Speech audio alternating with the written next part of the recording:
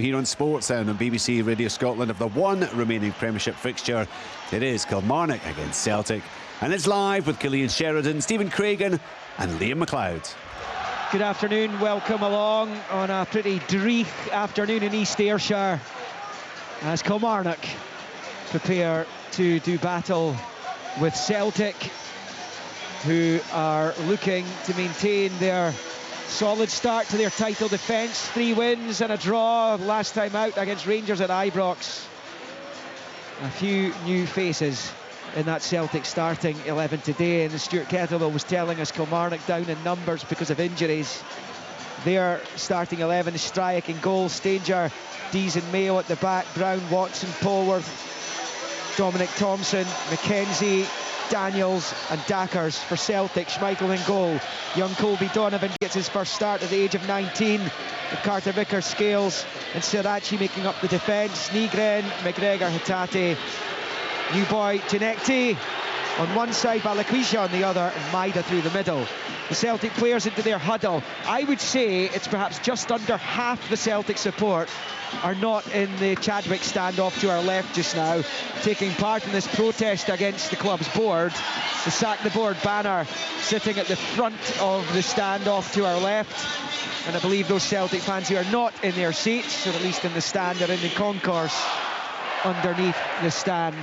So 12th minute, apparently they're all going to come in to watch the match.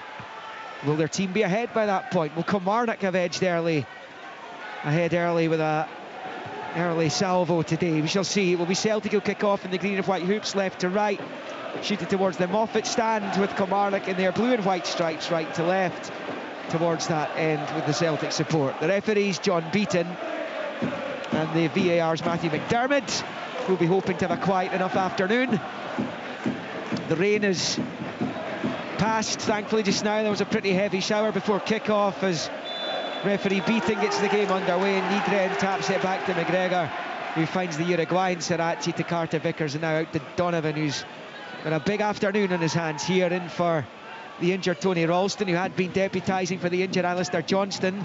It's a real opportunity for Donovan. He's good physical stature at the back there for Celtic, as Carter Vickers picks up and utilises the Scotland under-19 international on this near side, and up the line, although it is cut out by Dees, and out for a throw into Celtic on this near side. It's very interesting to see how Celtic perform this afternoon, because I think that's been an issue for them, albeit they've won 3 and drawn 1, and that draw was at Ibrox. Better point for them than it was for Rangers. It hasn't been vintage Celtic, Killian Sheridan, the opening weeks of the campaign. No, it hasn't, and I think Celtic will be looking to try and fix that as early as they can, and it's the same every week. The earlier they get a goal, the worse it is, obviously, for the other team. But when you're Kilmarnock, you're trying to silence the crowd, to use any kind of advantage you can get. You can see already when Celtic are in possession, Daniels is just sticking to McGregor like man for man. Yeah, there's another debutant, this time for Kilmarnock, James Brown, former Ross County fullback, on the ball on the right, switched out to the left. It's fired forward by Dees, but he's given it away straight to Donovan as Carter Vickers picks up at the edge of his own box and rolls it forward to Nygren. He goes back to Liam Scales, shifts it to the left there for Sirachi.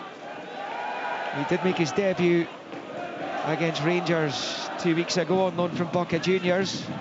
It's now with Nygren, who shifts it back to Scales, and then out to the left for Hatate. Celtic playing the vast majority of their domestic matches in the upcoming weeks on a Sunday, mainly because of Europe. They've got their cup tie at Partick Thistle next week as well. Sirachi comes down the left of the Kilmarnock box, rolls it to Hatate. It's back out on that far side, where it's picked up by Reo Hatate, and he rolls it back to McGregor. Little ball forward, ends up back at McGregor from Sirachi. It's Hatate's under serious pressure there as Killy tried to win it back. It was Daniels who was nipping at his heels, and eventually goes out for a Kilmarnock throw-in over on the far side. Stephen Craigan watching this one with us too. Yeah, and I think that'll be the pattern of what Kilmarnock are trying to do. They're forcing Celtic to try and play the ball all the time, not to give them a chance to lift their head. If it's short, sharp passes, it means Kilmarnock can get close. They can try and nick the ball.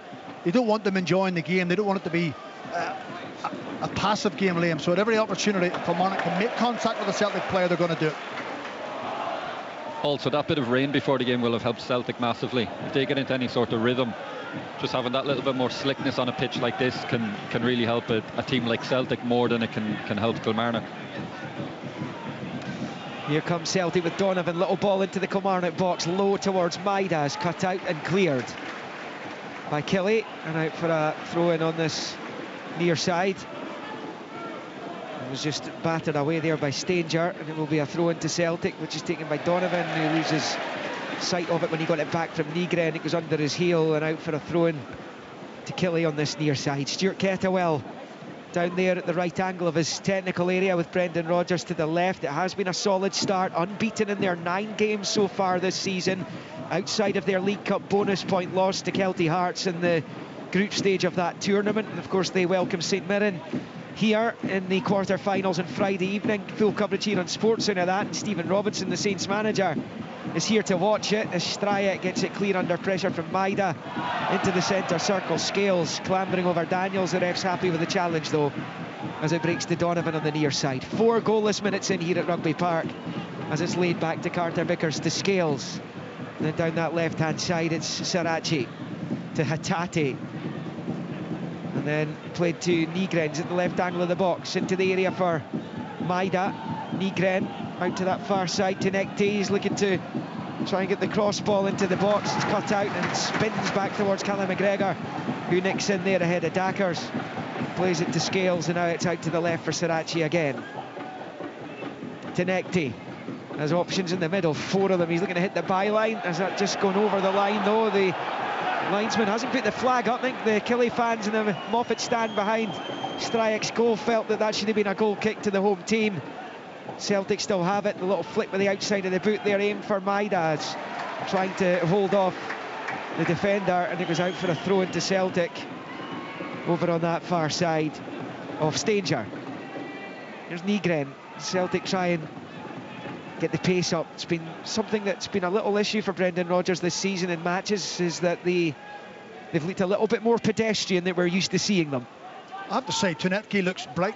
He's only touched the ball a couple of times, but the first thing in his mind is to get at the fullback and at James Brown. Can you commit him? Can you take him on? He got to the byline. He tried to put it across goal. There was questions asked about a handball, but certainly it's a positive start from him. Looks confident, when he takes it. Yeah, he's got a couple of caps for Tunisia, though he was born in Norway, as Celtic come down the left, and they managed to win the corner as well. First in the match for either team, and it comes almost on 6 minutes. And it will be Balikwisha who's going to go out to take it. Balikwisha starting on the right, Tinekti on the left for Celtic this afternoon. And Balikwisha started the derby on the left-hand side, having arrived from Royal Antwerp. And it's going to be an in-swinging corner from the Belgian with the right foot over on the Celtic left as they attack the goal to the right. In from Balikwisha, Scales attacks it, and he eventually bounces, skips off the turf and into the gloves of Stryek, who holds on, but wasn't defended particularly well by Kilmarnock there. They're a little bit relieved that Scales didn't make more of it. There's the long ball from the goalkeeper, finds Brown on the far side. Watson's challenge, and the referee blows the whistle, and Kilmarnock have a free kick right to centre, about level with the edge of the centre circle in the Celtic half. Killie 0, Celtic 0. And I think we can see the pattern of the game. We touched on it ahead of at the top of the programme. Celtic are going to dominate the ball. They're going to try and be creative. Kilmarnock are going to sit in their slots, try and play in the counter-attack. The wing-backs will have to get themselves forward when they can. And Dackers and Daniels up front, when they get a chance to get the hold of the ball, they have to make sure they take it in. They allow the likes of David Watson and Liam Polworth to get in touch. Yeah, I mean, they're absolute monsters up there for Kilmarnock. Marcus Dacker standing at 6'7", for example. As the free kick comes into the box, it's headed away by Scales.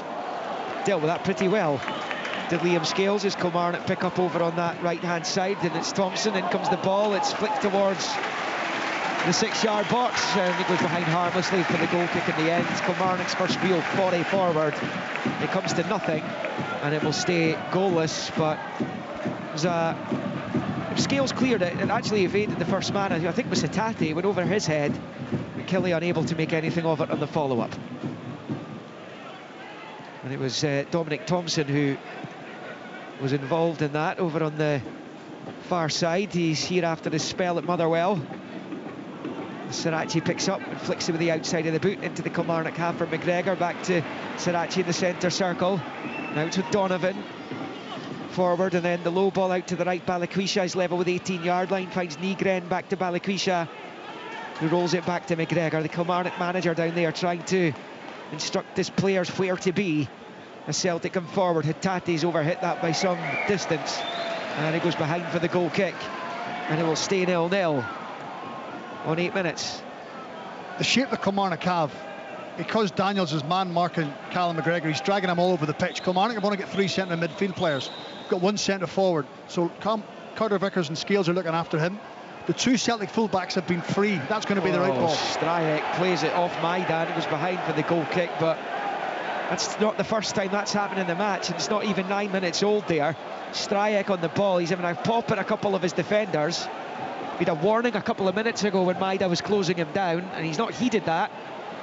Is he right to point an accusatory finger at his teammates, Killian?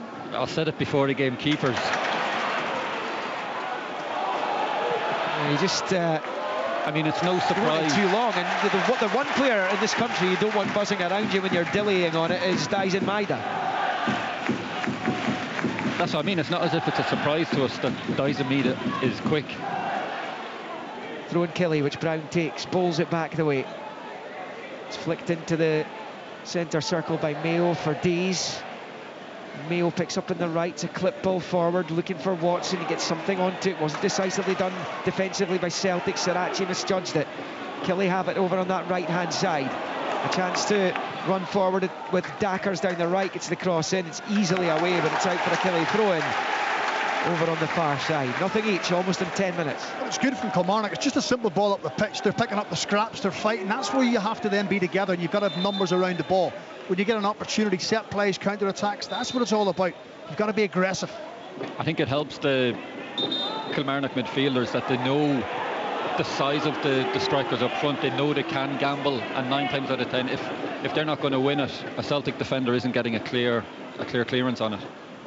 Long throw in Kilmarnock. Watson with it into the box, just goes over the head of Dackers, drops back into the Celtic box, and there's a foul there on Liam Scales, and that will be a free kick to the visitors inside their own box, despite the protests from Robbie Dees. It was he who gave it away, and it is he who is the captain's armband for Kilmarnock this afternoon. There's no Brad Lyons in the squad, having suffered a head knock against Motherwell last time out, dropped out of the Northern Ireland squad, and there's no Ben Brannan either. And as Kettlewell was telling us before the match, he's missing 6 other first teamers. Not ideal when the champions are in town, and it is Hitate for them.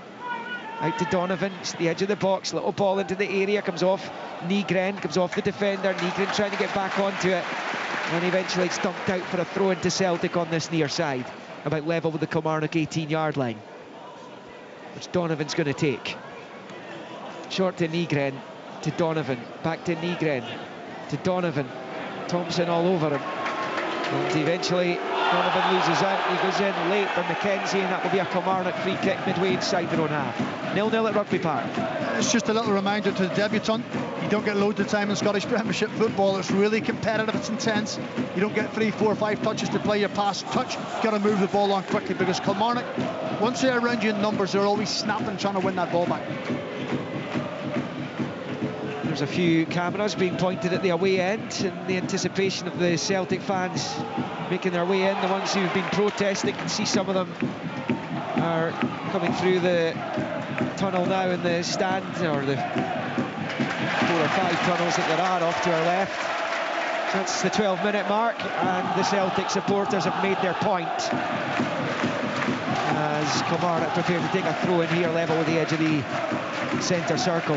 The Celtic fans who are backing the protest, and of course they have their absolute right to do so. They're not going to get much sympathy from the other clubs in Scotland, I wouldn't have thought, given the success, the unbridled success that they've had for more than a decade now, as the Sack the Board banner is joined by a Back the Team banner to the right of that in green and white. So it's all about the Celtic players now for the fans.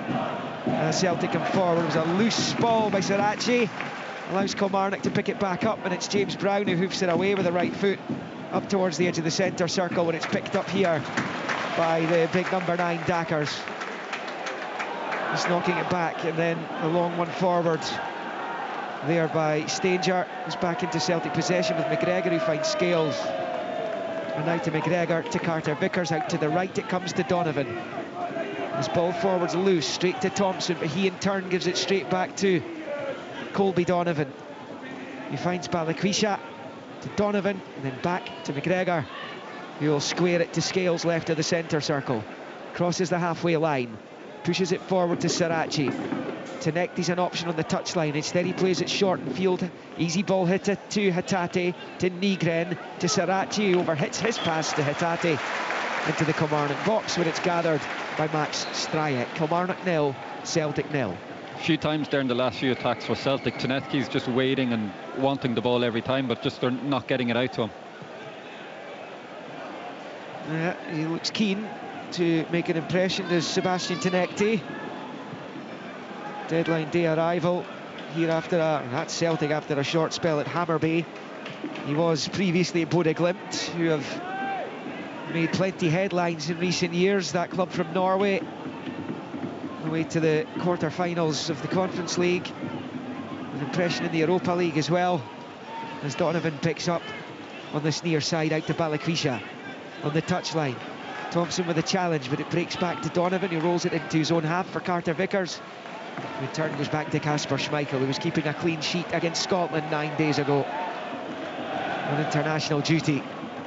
Scales out to Sirachi, then back to Scales. It was loath to say it with Killian sitting alongside us, but a pretty dreadful night in Armenia for Liam Scales and his Republic of Ireland teammates on Tuesday as they lost 2-1. That goes out of play for a throw into Kilmarnock. In fact, there was a really horrible interview to watch with the Irish manager after the match.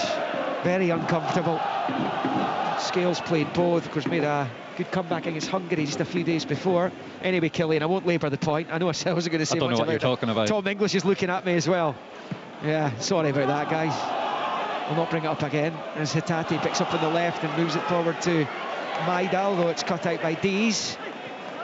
Picked up by Liam Polworth to Watson on the right, back to Polworth, first time looking for McKenzie. Carter Vickers is looking after the door and he plays it back to Schmeichel, who in turn does the same to Nygren, who finds Carter Vickers, who shifts it out to Sirachi on the left. Then back to Scales. I think there's a good tempo to the game. You know, even though Kilmarnock are sitting off the game at times, they're snapping into tackles. The minute the ball goes forward, they're running forward. They're not just sitting behind and allowing the two centre forwards to go and fight their own. So there's a real good intensity about it. Celtic with Nygren in the centre circle to Hatate. You can see with Kilmarnock, I think, that when they all know when they're going to go in attack. As soon as one goes, they all go together. There's 3 or 4 of them. They're all making good forward runs. I think it's the one thing Stuart Kettle prides himself on, is the organising of his team, the structure of his team, how they attack, how they defend. At times they may lack quality, whether it's Motherwell, whether it's Kilmarnock, but certainly they won't miss for the hard work.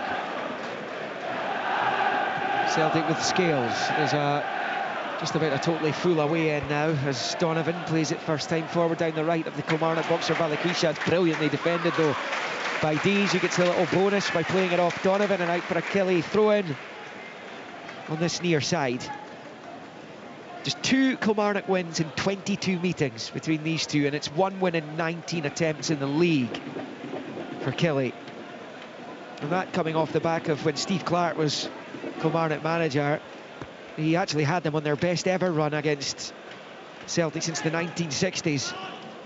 And it's been a pretty painful fixture for them since then.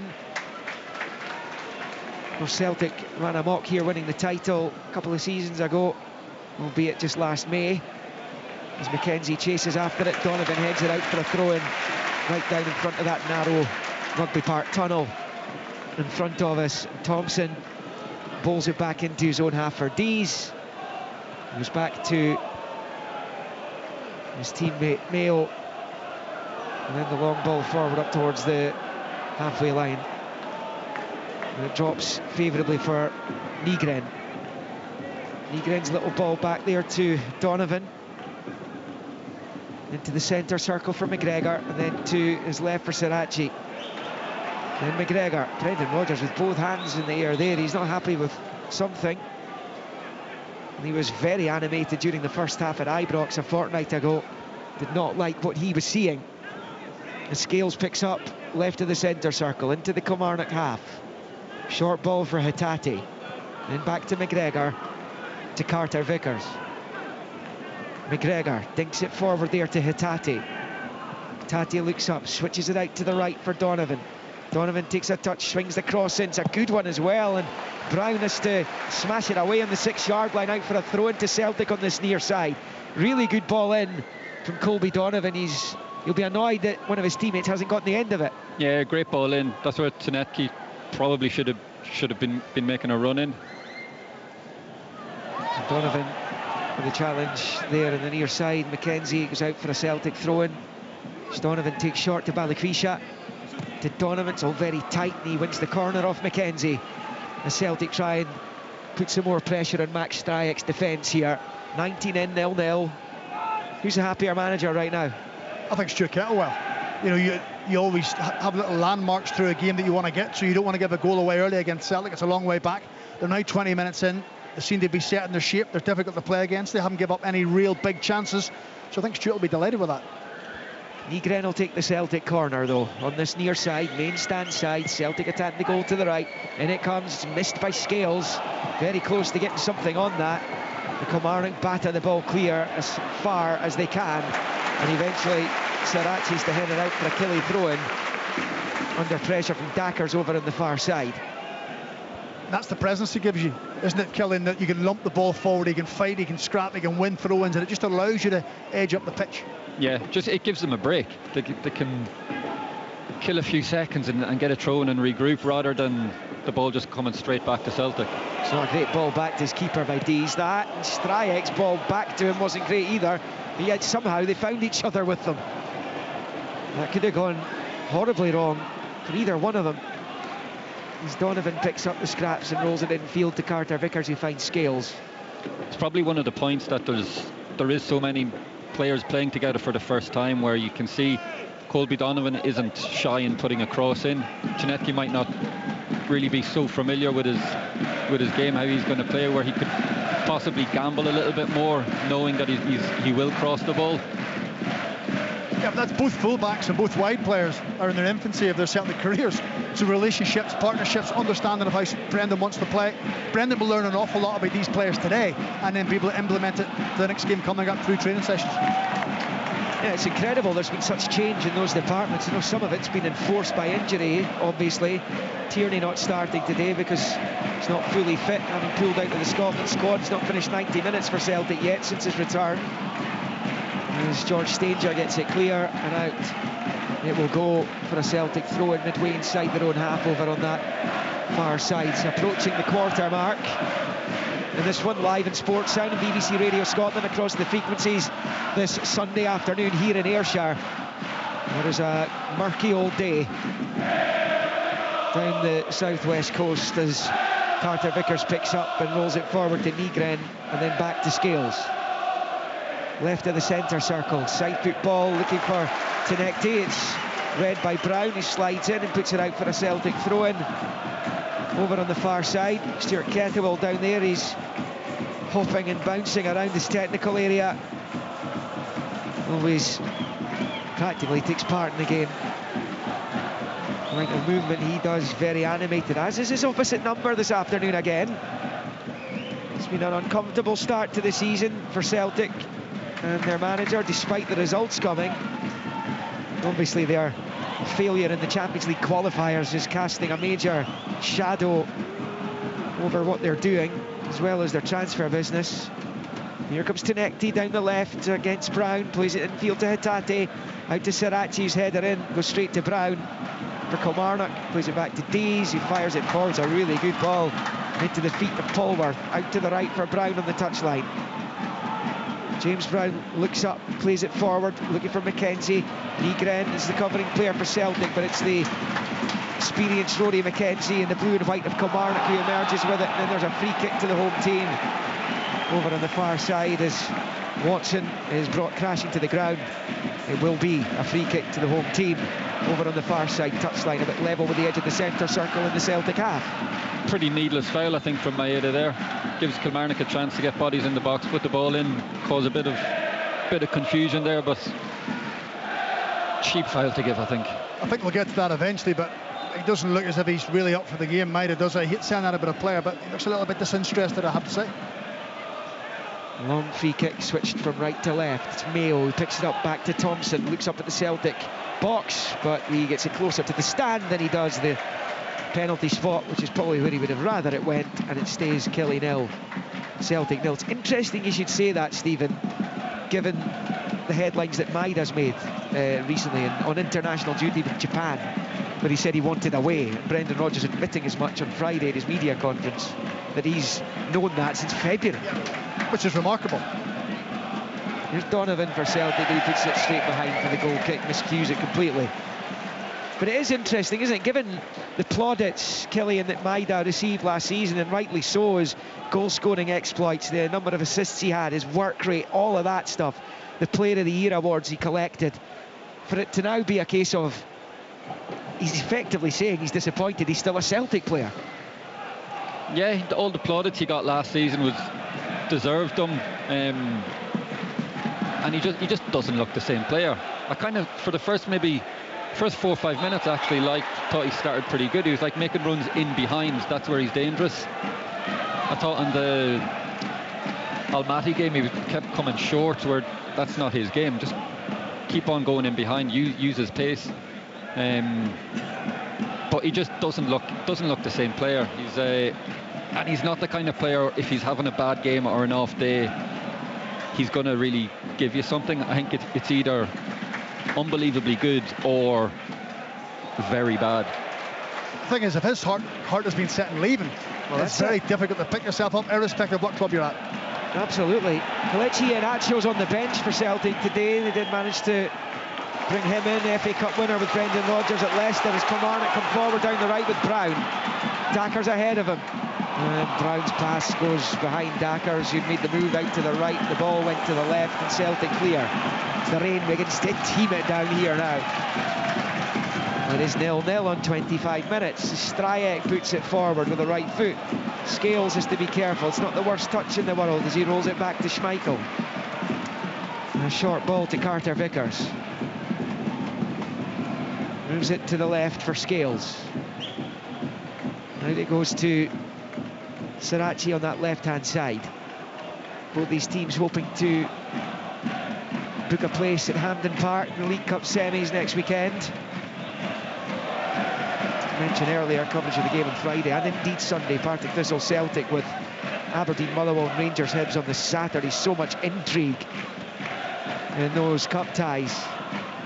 There's one league game, Dundee Livingston on Saturday, and also on Friday, live on the radio, that game here, but live on the telly, St Johnstone Dunfermline in the Championship, first against fifth in the second tier. If Dunfermline can upset the odds, they go to within 2 points of the Perth Saints. And Celtic put it forward through Carter Vickers. It's going to come all the way through to Stryek, who will catch on to the bouncing ball. It's a good, on paper, given we saw him at Livingston, Max Stryek's a decent signing for Kilmarnock. He's capable of some spectacular saves, as the Killie fans have already seen at times this season. And 3 of Kilmarnock's draws in the league have been 2-2s, and they've been different kinds of 2-2s. They've thrown away a 2-0 lead against Livingston. They've come from 2-0 down against Hibs. And the topsy-turvy game with Motherwell last time out, albeit it was a goalkeeping error that managed to help Kilmarnock to a point on that occasion. As Liam Scales picks up for Celtic, left of the centre circle. Talking about Stryek's spectacular saves, he's not had too many saves to make in this match, if any. That'll be the frustrating thing from Brendan Rodgers. They've dominated the game, they've had lots of the ball, but they're just struggling to penetrate that Kilmarnock back line, and that's where the credit has to go to them. They're really structured, their distances are good, they're not allowing any space in between them, they're forcing it into wide areas and happy to defend it. Here's Donovan for Celtic, right hand side of the Kilmarnock box. Low ball in, cut out by Thompson, and out for a Celtic throw-in level with the penalty spot. Taking quickly to Nygren, now it's with McGregor, moves it to the left for Sirachi, out to Tinekti on that left hand side, faced by Brown. He rolls it back to McGregor, who finds Scales. Carter Vickers for Nygren. Nygren to Hatate. Hatate's under pressure, gets it back to Scales, though I'm sure McGregor was the intended recipient. McGregor to the left for Sirachi, out to Tinekti on the left. On the touchline, level with the 18-yard line, he's level with the penalty spot now. Rolls it back to Sirachi, infield to Nygren. Shifts it back to Carter Vickers. And the play is switched out to the right here for Donovan. Donovan back the way to Balikwisha, who finds Carter Vickers. To Balikwisha. Nygren at close quarters. Instead he goes back to Carter Vickers, and Celtic trying to find a way through here. Hatate stabs it back to Scales in the centre circle. For Sirachi. Nicks it out there to Tinekti. Brown's slide was mistimed. Now it's back to Sirachi. Pulls it back looking for Nygren. And then it's blocked by the referees. Kilmarnock tried to clear. There will be a drop ball for Kelly at the edge of their own box. It's Kilmarnock 0, Celtic 0. We're now on 29. Much better play, wasn't it, down that left-hand side? Sirachi and Tinekti, that little link-up play. If they play together for a few games, you'll start to see it work a little bit better. But that's where the space is for Celtic. The two full-backs have to dominate the game. They're the ones that have to go and create the 2v1 overload in wide areas. You think if Kieran Tierney was playing or Alistair Johnson, they would run amok in those areas, but it's two inexperienced ones at the minute. 0-0 here, and Celtic have actually drawn 3 of their last 4 matches 0-0. 2 against Kairat and at Ibrox last time out. This is a team that was averaging 3 goals a game across all competition, including the Champions League last season. As Thompson's ball comes into the Celtic box via deflection, cleared by Scales.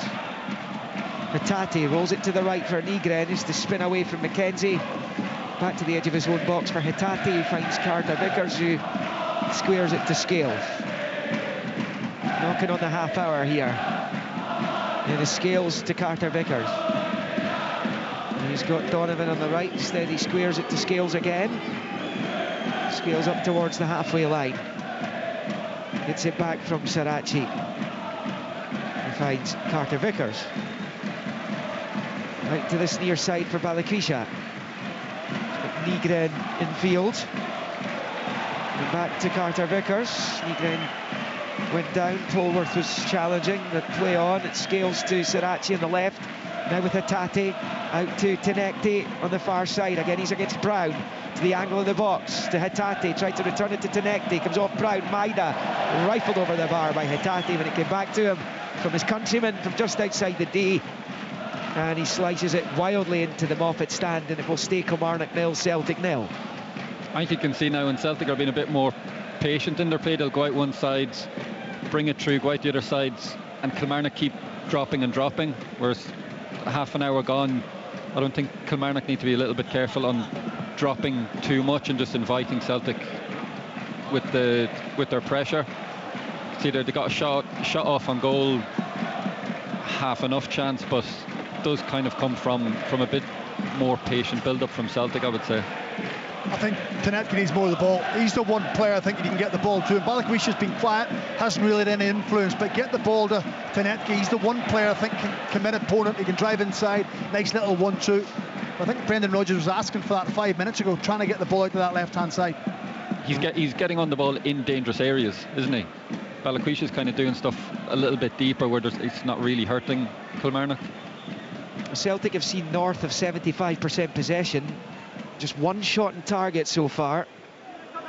Kilmarnock, it's been a kind of rearguard action for them. Celtic probing and trying to find a way through without that cutting edge, which has been an issue for them recently.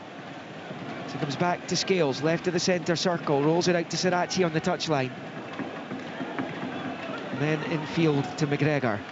McGregor chips the ball forward, Stryek comes, and Tinekti got there first, but his touch comes off his toe and goes wide. He's got the thumbs up in appreciation of the ball and the intent, and stays 0-0. Yeah, it's a run in behind, which that's what you want from your wingers and strikers, I think. They're the dangerous runs. He's got a bit of pace. Good ball from McGregor, I think it was. Again, half a chance. He needed to do very well to to get some sort of shot on target there. But again, it's positive. He's trying to get in behind into the dangerous areas. The lack of threat from Celtic must be hugely concerning for Brendan Rodgers and for the club supporters right now. It is, there's no doubt about it. I think you're relying on two wide players. You're relying on Maida, who we have to say isn't 100% convincing at this moment in time. Hatate is coming to the ball and trying to link up the play. Don't let that penetrate and run. Polwarth with a Kilmarnock free kick into the Celtic box. The header's won by Dackers. Breaks onto the 6-yard line. Dees can't get anything onto it, and Daniels couldn't either. Schmeichel holds on. But the worry for Celtic and their defensive line there was the fact that the initial header, and I guess he's 6'7", as I mentioned earlier, Dackers won that with ease there. He did, and that's going to be their ploy. Try and stay in the game, get set plays, whether it's long throws from David Watson, deep free kicks, corner kicks. When your team is set up this way, that's where your goals are going to come from. Set plays or counter-attacks. Celtic have it with Scales, rolls it with the left foot out to the left-hand side for Tenekti. Drives in field, finds Hatate. And back out to Sirachi on the left, returns it to Tenekti. Brown out to meet him once more.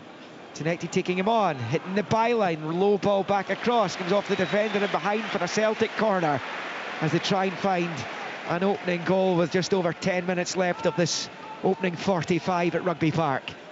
Yeah, again, great play from Tenekti. I think he knows he has James Brown's number here, that he can, if he matches him up 1v1, he has the better of him. And it's just that final ball. It's going to be, Kilmarnock are crowding the box. It's hard to pick someone out when it's like that, but I think it's... Yeah, sorry, short corner, Balakisha back to Nygren, into the box it comes with the header from Donovan, goes well wide. He lost his bearings a bit there, I think, and it goes well past the post and behind harmlessly for a Kilmarnock goal kick. Killian, sorry, you were cut off in your prime there. Yeah, no, just that Tenekti, I think if he keeps on beating, keeps on getting in behind the fullback, you'd like to say it's a matter of time before he does pick someone out. Dackers for Kilmarnock who attack. Brown's cross ball comes in, it goes past Schmeichel. He decided not to come and claim it. It's with Thompson, pulls it across, cleared by Donovan, and out for a Kelly throw in on this near side. They're very much in this, are Kilmarnock, and looking for a rare victory over Celtic. It does happen. It does happen now and again. In fact, Killian, I think, scored at Celtic Park against Celtic for Kilmarnock when they won their first match there since the 50s or 60s, wasn't it? It was a long old time. You're just trying to make up for that Ireland jibe earlier. It was just a fact, it wasn't a jibe.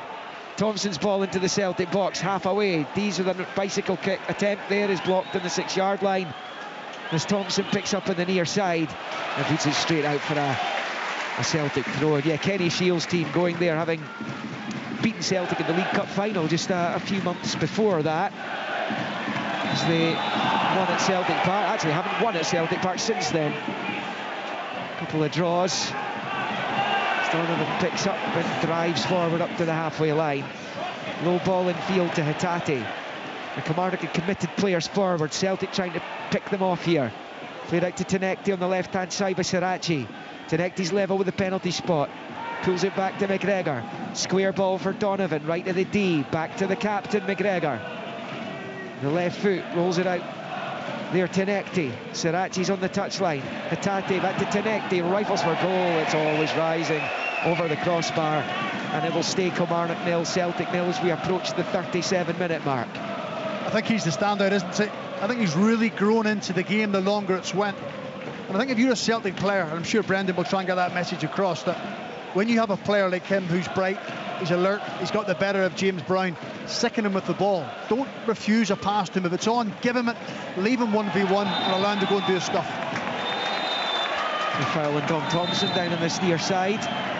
Malakisha and Nygren was helping him out.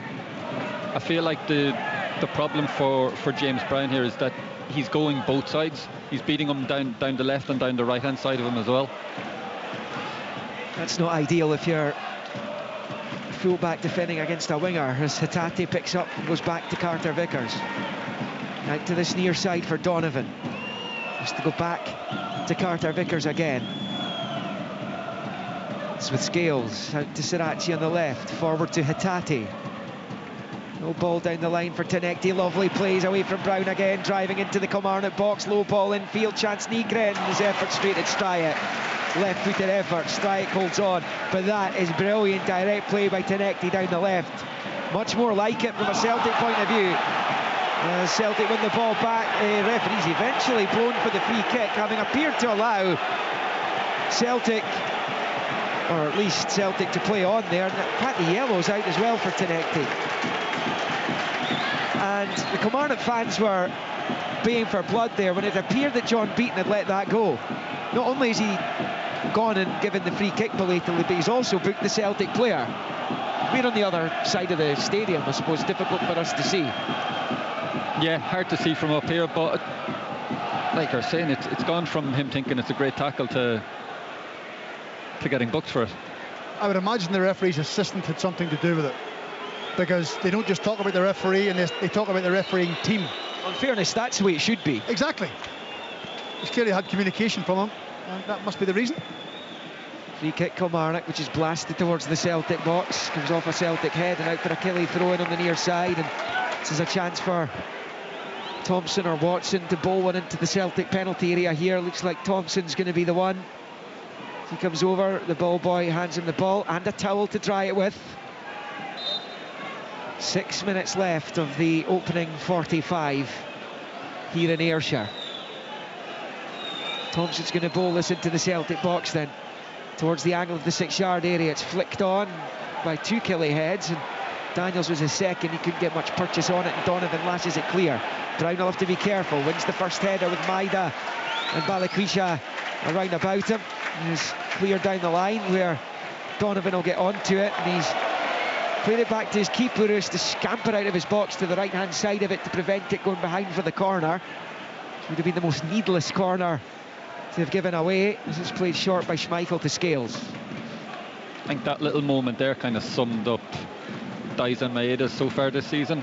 Kind of he had a look at it and then just seemed as if he didn't bother going up to challenge for it, when Celtic had quite a good chance there. I think the 2v1, if he goes and challenges the ball. James Brown was hoping he wasn't going to challenge him, and he didn't. Remember when Maida scored his penalty in the Scottish Cup final defeat to Aberdeen? It was kind of a nonchalant run-up, and he just kind of hit it down the middle. Mitov could have saved it. As it turns out, it went in. But just the way he turned away from it as well. It's funny, you look at something like that, the body language so differently now when you hear that he's wanting away from the club. The thing is, that's not how he normally is. He's normally energetic. Yeah. He's playing on the last line of defence. He's making penetrating runs. His movement's hard to cope with.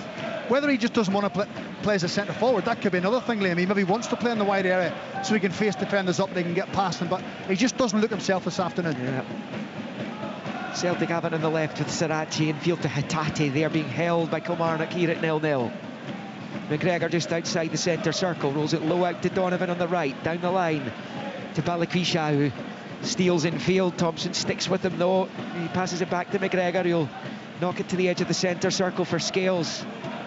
Slips it to his left for Sarachi, and out to Tenecti on the left, then back to Scales. First time for McGregor to Hatate. Under pressure from Polworth, sticks the boot in. It's something on it. Scales picks it up though, and plays it infield to Carter Vickers. The wind beginning to flip up here as well. And Scales rolls it down the left. Now there's a chance here for Tenecti. Cuts infield, away from one, gets away from a second. Coming away from goal here though, as he moves it back to Carter Vickers, takes a touch, shoots, and forces the save from Stryek. Does the centre back, who puts it behind for the corner. It's the Polish keeper. And it stays Kelly nil, Celtic nil. It's another shot on target though, but it's taken a long ranger from the centre back to produce that save. Yeah, it looked like a good save in the end. I think it took a slight deflection on its way through. You just never know in these conditions, because it is wet and windy now. The Celtic pick up this corner, looking for a late first half opening goal here. The clock on 42. In from Balikwisha. Comes off Kilmarnock knee. Goes back out to the far side. Celtic have another chance to swing the ball into the area here. And it is Balikwisha playing it short to Tenecti, back to McGregor. To Nygren, out to Balikwisha, level with the edge of the D of the Killie box. Trying to get away from a couple of Kilmarnock defenders as it bounces off Balikwisha last. and out for a Kilmarnock throw-in, and they survived on that occasion. Stryjek, decent save, Stephen? Yeah, well, I think when Cameron Carter-Vickers picks the ball up, he thinks, well, there's no point in playing it wide because nothing's really happening.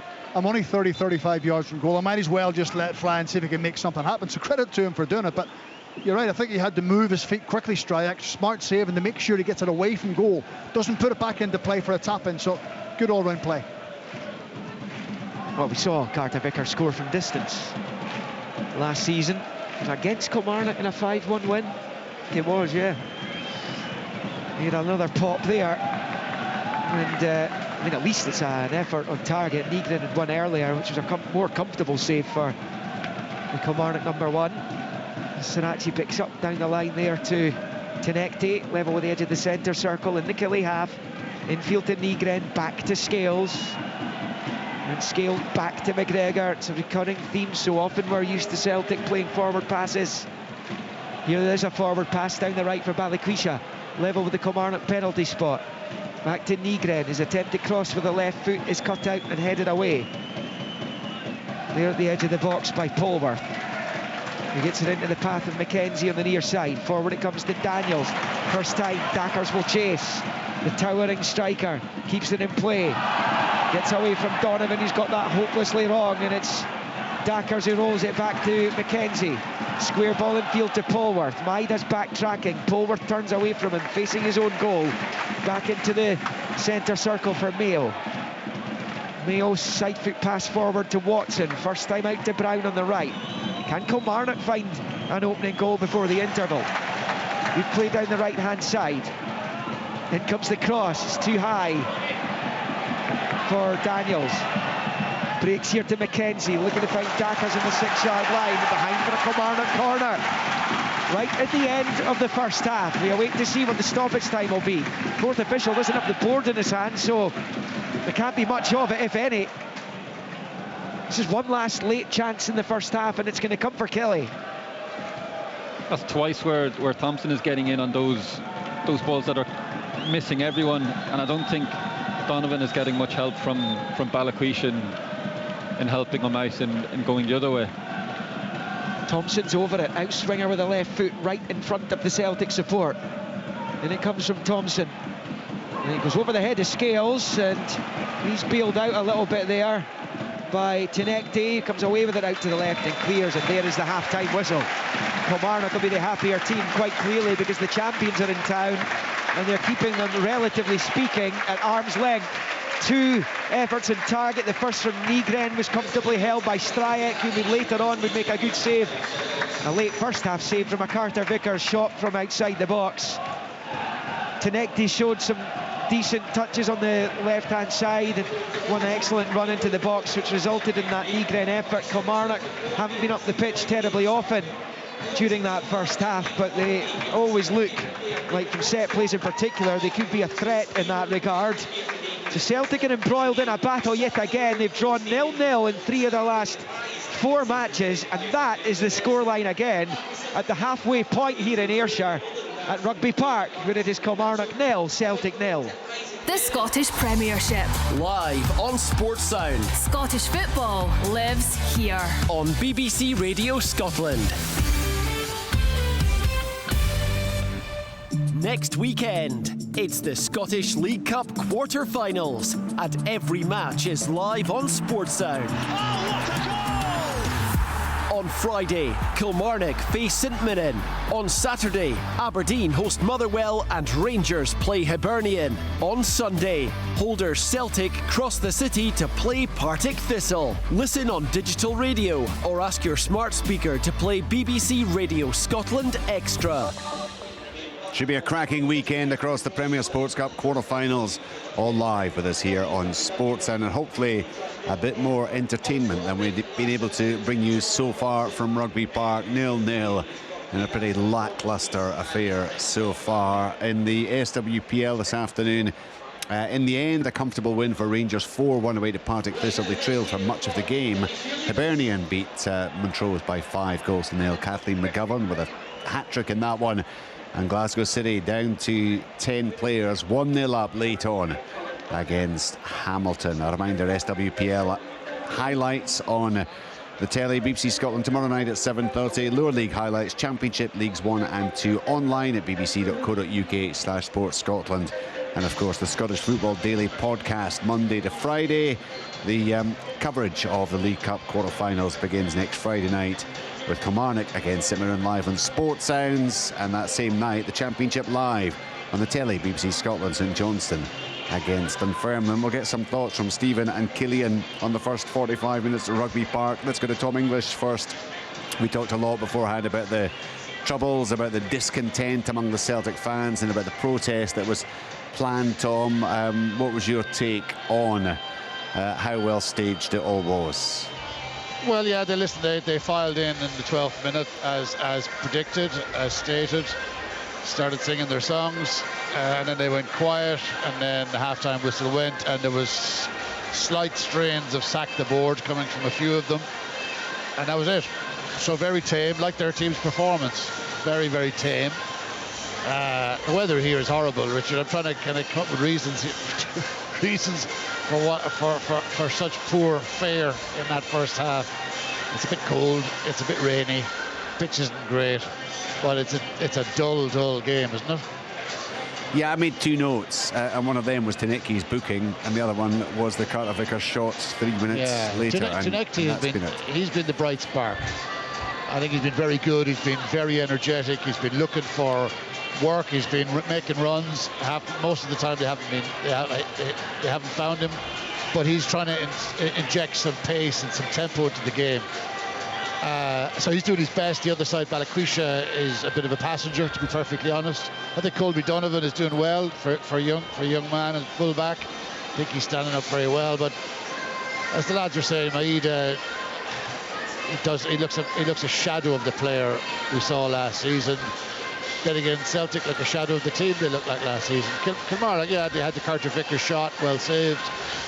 But Kilmarnock are very comfortable in this game so far. It might change, but so far they're not under any great strain. No, and right now heading for what would be a fifth successive draw to kick off the Premiership campaign, and thus emulating what Motherwell have done at the start of their season. Stephen, what have you made? Can you find any highlights from the first 40? I mean, you feel for the sports scene editing team right now in terms of what they're going to be producing. Fear for me. I'm going to write a piece about this. Fear for me. Yeah, but the thing is, Tom, you're allowed to do 7,000 words or 300 words. You just have a wee page to fill. I think it'll be more 300. Maybe 150. Yeah, Sorry, Craig. The guys have got a half-hour programme tonight that they somehow need to have fit to bursting with examples of exciting, attacking and entertaining and stimulating football. Stephen, none of which we have seen so far this afternoon, pretty much. No, we haven't, but we have to remember there's two sides to the game, of Celtic being the huge, overwhelming favourites with a big budget and the better players, and Kilmarnock fighting to stay in the game and trying to nick something to win it. So both sides have got different agendas of how they're going to win the game. So we can talk about the poor Celtic performance or how flat they look or how uninventive they look, but I have to say the organisation, the structure, the hard work and the game plan that Kilmarnock have put up has been good to watch. It's spoiling Celtic a little bit. Remember, Kilmarnock aren't here this afternoon to entertain us. You're not here to entertain Celtic. They're here to try and get a result for themselves, and that's exactly what they're doing at this moment in time. The onus is always going to be in Celtic to try and be creative and break down a low block and break down 10 players behind the ball. I said ahead of the game that there was a few unknowns in the Celtic team. Balikwisha, Donovan, Sirachi and Tanecki are probably the four that I was talking about. And Tanecki's the only one that's really made a big impact in the game. He's the one player that has a little bit of magic in his boots. He's got a little change of pace. He's got a bit of creativity in his mind, and he wants to face someone up and take them on. Balikwisha, I'm not too sure what he's good at or what he's not good at. He hasn't really been involved in the game. He's played quite safe. He hasn't really taken an opponent on. Sirachi is just backing up Tanecki. He's made a couple of forward runs. And that's where Kilmarnock are giving up, Richard. They're giving up the wide areas and forcing those four players to come up with something, because Celtic try and go through the middle. It's too congested, it's too compact, there's not enough space, there's no room for Maeda to run into, there's no space for Hatate to run beyond. So they're saying to the wide players and the full backs, go and make something happen. And unfortunately, out with Tanecki to this point, they haven't really been creative. But Kilmarnock deserve a credit because of their structure and their organisation. That's their game plan. They've probably gained enough trusting themselves to think there's something there for us from a set play or a long ball forward or a counter-attack, and that will keep them lively. Killian, is it Tenetke for you who has at least offered something to suggest that he might be able to replicate some of what we've seen from Celtic in those kind of positions in recent seasons?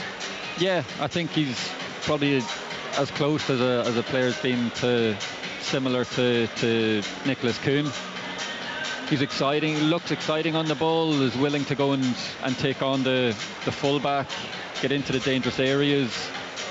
I'd probably say he's probably the opposite to what Balikwisha was in that first half, but doesn't really look like a winger, to be honest. But if you're Celtic and you're trying to find the positives there, it would be Tenetke. And like Stephen was saying, you keep getting him the ball, and you kind of fancy eventually something comes off. He gets, like I said, if he keeps trying those things in the dangerous areas in the final third, he just needs one time to come off and have an end product with it.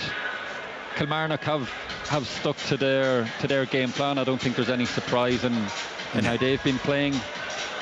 Robbie Dees, I'd love to see his numbers after the game. He's trying to get Kilmarnock up the pitch.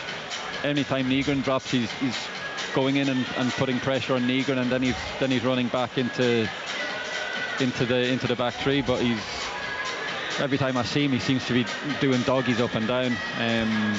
But I think Kilmarnock, they would have been talking about it before the game. This is where they would have wanted the game to be, 0-0. They're still in it.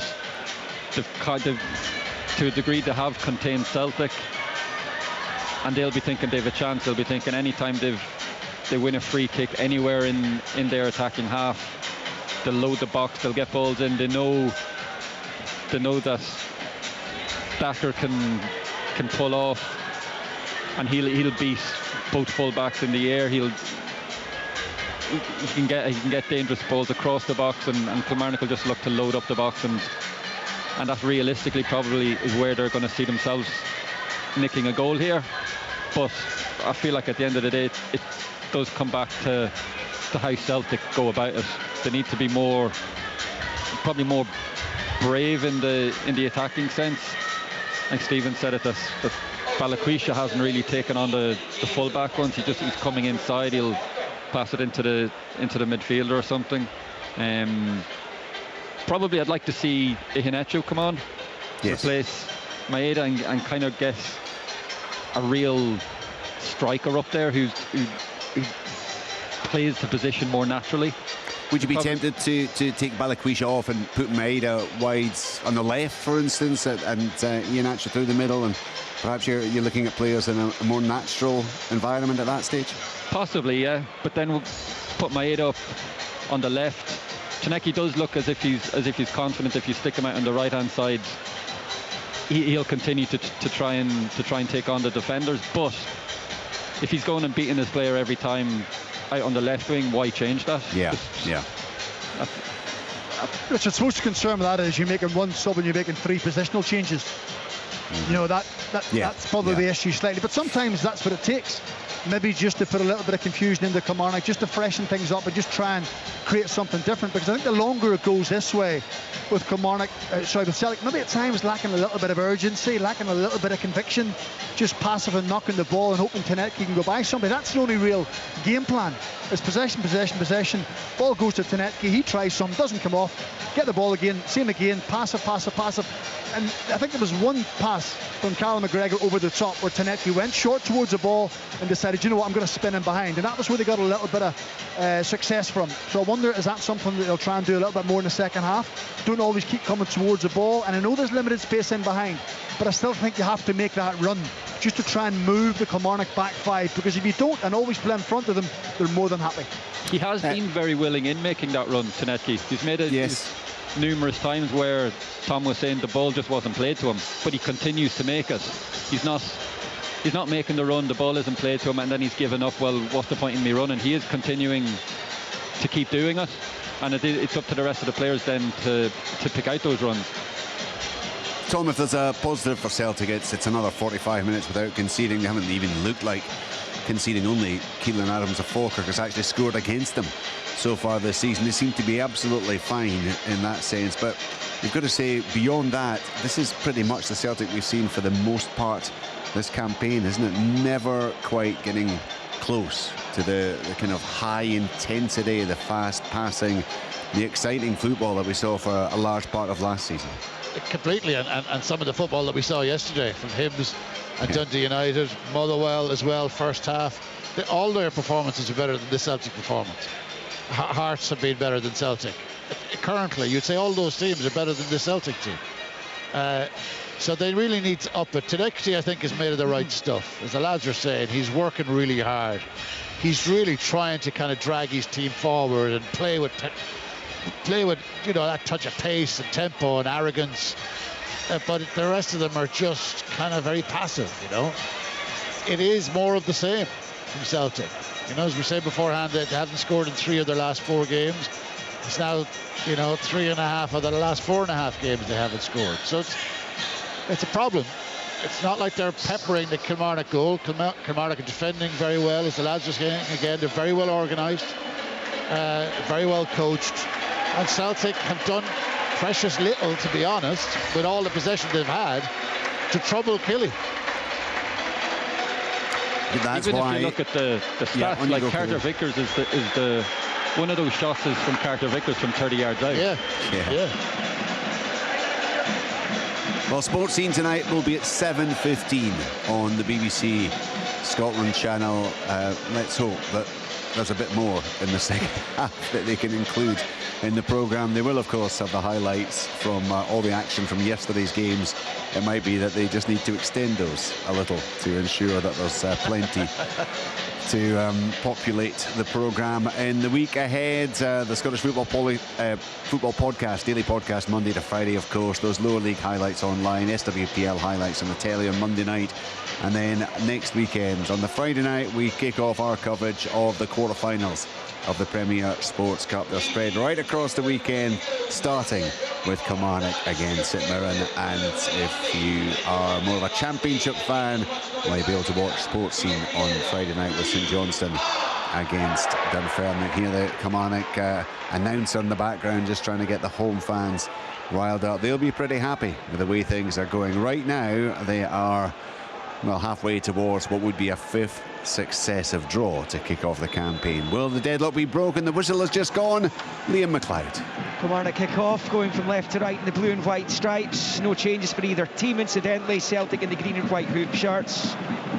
Right to left, shooting towards their own fans as Killie sweep the ball into the Celtic box with Brown, but it was behind, and a goal kick is the result for Kasper Schmeichel to take strike and goal for Killie. Stanger, Dees, Mayo at the back, Brown, Watson, Polworth, Thompson, McKenzie, Dackers and Daniels. Celtic with Schmeichel in goal, Donovan, Carter Vickers, Scales, Sirachi, Nygren, McGregor, Hatate, with Balikwisha, Maida, Tinekti across the front line. Pretty uninspiring opening 45 minutes. Can these two serve up something a bit better in the second half here in what is the 126th league meeting between them in Ayrshire? Celtic have won the last 5 straight meetings between the sides, an aggregate of 18-2. As they come forward, Balikwisha, right hand side, Donovan, low ball across, cleared by Mail. McGregor putting it out to the right, Balikwisha keeps it alive, finds Donovan towards the byline for Nygren, seen behind by McKenzie.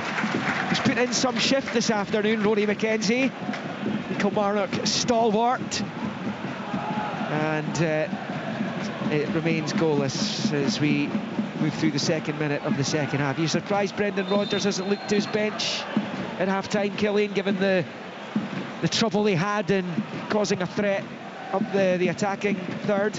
No, I feel he's quite patient in making decisions like that. He isn't much for a knee-jerk reaction in making subs and stuff. I think there's obviously something that he saw in the first half that he thinks just maybe a small tweak here and there. Don't know, there was a little bit there in their attack there where Colby Donovan has come inside and just left Balikwisha out wide. Maybe if that's something that he's looking for them to do, to try and get Balikwisha into the game a bit more. There's another banner out, which is pointedly at Nicholson, Mackay, Lawwell, and some expletives underneath as Carter Vickers finds Nygren, and then it's passed back to Scales. Out to Sirachi, a little flick out to this left-hand side for Tinekti, and then McGregor in the centre circle finds Carter Vickers and Scales. It's incredible, the slide, the relationship between the fans and the board. 13 titles out of 14, almost 30 trophies over just over a decade. As Donovan comes forward, his low ball into the box is cleared by Polwarth, and McGregor has it on the far side as he recycles it back to Carter Vickers. It's been an extraordinary breakdown, isn't it, Stephen? Well, the last time this happened was when Rangers won the league title during COVID. Yeah. And it was similar. The minute they lose a trophy or a title or something doesn't go their way, it just seems to be a recurrent theme. And you can only imagine what the rest of the Scottish football fans think, because they have their small clubs. They don't win an awful lot. Sometimes winning a game is the highlight for them. So, yeah, it does seem a bit odd. But listen, it's been going on for a while. It's not going to change. And the Quisha field to McGregor. I guess the bar's just been risen so high that if there is something that's going to come under the microscope, and that certainly is right now. Celtic need to win this game to go back to the top of the table, and they have it with an opportunity with Tinekti. Rolls it left hand side of the box, and Sirachi plays it straight into the side net as he slips the time he was trying to pull the ball back onto the 6-yard line. But it is better from Celtic, and once again down that left hand side, Sebastian Tinekti at the heart of it. Yeah, and it originally came from, I think he won the ball back, so he showed that he's not afraid to get a little bit stuck in and help out defensively. Timed his pass well there to Sirachi, and just a very poor final ball from him. I think the pass was to pull it back to, I think Tinekti was there actually. Free kick's been given for Celtic, a foul on Hatate. Kilmarnock fans not happy with that. A lot of them standing up with their arms outstretched. Will be a free kick midway inside the Kilmarnock half. It is right of centre. The Celtic look to find the opening goal early in the second half here, and Stuart Kettlewell will have pressed home to his players at the break that he'll, I would imagine, would have anticipated Celtic coming out the traps quickly to try and set their stall out. And they have, to be fair, because I think Donovan's got to the byline and fizzed across. Sirachi got to the byline, didn't fizz one across, but there are much more advanced areas. I think they're going to be encouraged to go beyond the wide players at times, just to try and attract another body and try and create a bit of space for someone else to get onto the ball, like Tinekti or like Balakwisha. They've started with a bit more intensity, haven't they? They've got a free kick here. And Tinekti with it, right-footed, bends it into the box, comes off a Kilmarnock player. It's Dackers, it's cleared by Thompson. Did well to race on to the second ball and get it clear out for a Celtic throw-in on this near side. Just a reminder, Kilmarnock unbeaten in their 9 games so far this season. 4 draws in their 4 Premiership matches. Despite not winning a league game this season, they're 4 points better off than they were after 4 matches a year ago. They lost their 4 openers. Which is pretty incredible in itself, as Polwarth picks up the loose ball for Kilmarnock. He's in the Celtic half. He's fouled there by Nygren, and that will be a Kilmarnock free kick in the Celtic half, almost at the midway point of it, left to centre. 0-0 in 51 minutes as the rain continues to tumble down in the skies here in Ayrshire. I think the longer the game goes like this, we're only almost 52 minutes in, Kilmarnock really grow in belief and start to think there's something here for us. You start to back yourself even more, Liam, the deeper it goes at 0-0. Free kick, Polwarth leaves it for Thompson, left-footed, clipped into the box, is left by the defender and stabbed wide. Well, there were 2 Kilmarnock players going after it. I'm not sure if it was Watson who got the final touch. It goes past the right-hand post for a Celtic goal kick. But again, a warning, the free kick's into a brilliant area, and Stuart Kettlewell will perhaps be annoyed that they've not made better of it, Killian. Yeah, and that's what we were talking about. That's going to be Kilmarnock's chances, and all that does is it gives them confidence every time. Again, feel like it was a little bit of a cheap foul from Nygren to give away the free kick. That's probably where Celtic need to be careful, just giving away silly, cheap free kicks and giving Kilmarnock chances like that, because from a little bit harder to see from up here, but it looks like a pretty good chance. I think it's going to be tough from open play for Kilmarnock to try and find something. They've pushed and probed. I don't think they've got the quality in the team. However, set plays right up their street. Celtic clear out for a Kilmarnock throw-in over on the left. Mackenzie's going to leave this for Thompson. It's a bit level with the edge of the arc of the Celtic penalty box. Over there on that left-hand side. A couple of options on the bench. The likes of Greg Kiltie could come in and change the way a game's going. Bruce Anderson there. Marley Watkins scored against Celtic in the past. Thompson's long throw-in into the Celtic penalty area. Did it come off an arm? The Killie fans think it did. Off a Celtic arm. Celtic clear. Killie will come again down the left with Dom Thompson. It's a low ball into the box. It's half away. Breaks to Mackenzie at the edge of the area. His shot is blocked. Comes to Dackers. Rolls it to his right. And then Polworth just couldn't get the break at the ball. And Sirachi will be able to clear for Celtic down this left-hand side. And it bounces off Watson and out for a Celtic throw-in on this near side. It is 0-0. Good little period that for Killie. This last minute or two. Yeah, I think there was appeal for a penalty kick. There's been no check on it. John Beaton will have got the message right away. No handball play on it. Just looked a bit innocuous from where we were. It deflected off some part of the body. There was a hand in the air, but clearly didn't touch it. The fact no Kilmarnock players really appealed for it, really did they? Tells the story. Here's McGregor. Sirachi under pressure from Watson. It would have been a free kick. Celtic have it with Tenecti on this left-hand side. He goes back to Sirachi, back to Scales in the halfway line, forward to Nygren. Nygren with the left foot, out to Balikwisha on the right. Support from Donovan in field, so too from Nygren. Nygren has it pinched off him all too easily by Mackenzie, and then he brings the Kilmarnock man to the ground and is immediately yellow carded by John Beaton, and the Celtic manager's furious. He just looks flabbergasted, is the word I'll use. He shook his head, put his hands in his pocket. A simple pass given away. Nygren has a heavy touch, has to then draw the foul. And then he just gave one away a couple of minutes ago, so it was obvious he was going to be yellow carded. So all these little things start to add up. Celtic are becoming frustrated. The Celtic fans are frustrated, as we know. Brendan's frustrated, and Kilmarnock are just enjoying the game and just trying to frustrate as much as they can. The Celtic fans are targeting the board. That's where their ire is, but it's not the board's fault if the players are putting in performances like this. And the manager's going to try and affect it by making substitutions in the very near future. In fact, he's whistling for at least one substitute. James Forrest there, Kelechi Iheanacho as well. So I think that's the final straw. 10 minutes into the second half, he's given the players who started the match the opportunity to move the game in their direction. It's not happening for them. There's going to be, I think, 3 changes: Tierney, Forrest, Iheanacho. I mean, it's not a bad trail, is it? No. You know, just when Kilmarnock think they're doing okay, on come the big guns as such. And it'll be interesting to see who takes off. Well, I mean, these are the big guns. As Kilmarnock take a throw in, Thompson on the far side gets it back immediately. And now Polworth will cross into the box. It's not the worst ball, but nobody able to get in the end of it. Comes right through to Schmeichel, who clears it quickly to Tenecti. That's a brilliant challenge back there by Watson, who slides in. Killie fans enjoyed that one. He's out for a Celtic throw-in on this near side. That just epitomises Kilmarnock, doesn't it? Chasing back, ball probably not favourite, makes the tackle. Hatate in the middle of the pitch, finds Nygren.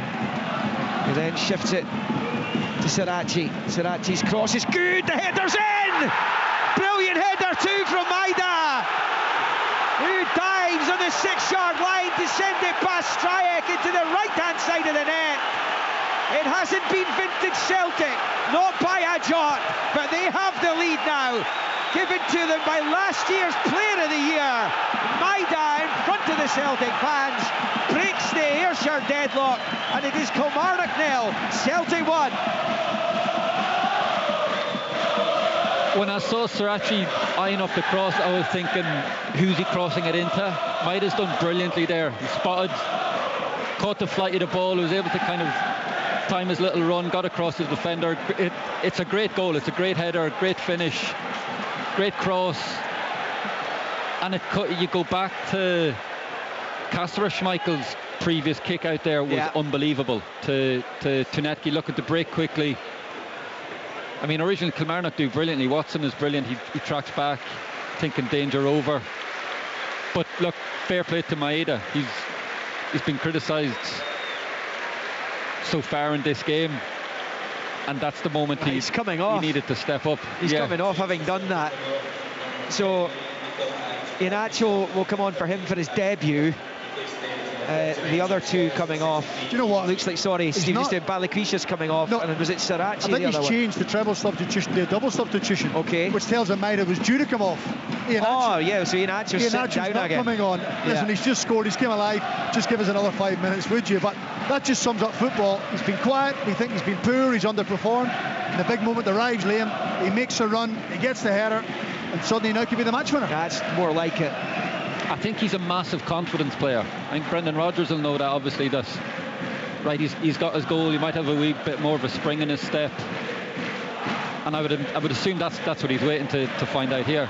Well, he may want away, but he's just come up with the opening goal here, and it's broken a stalemate that didn't look like being broken, Stephen. Well, what I will say is when he scored, he pumped the Celtic badge in his chest in front of the supporters, so whether that's him just trying to confirm that his loyalty is here for the next 6 months anyway, and we'll take it from there. But a moment of magic. Yeah, Tierney back towards Nygren, where it is a shot blocked by Dees.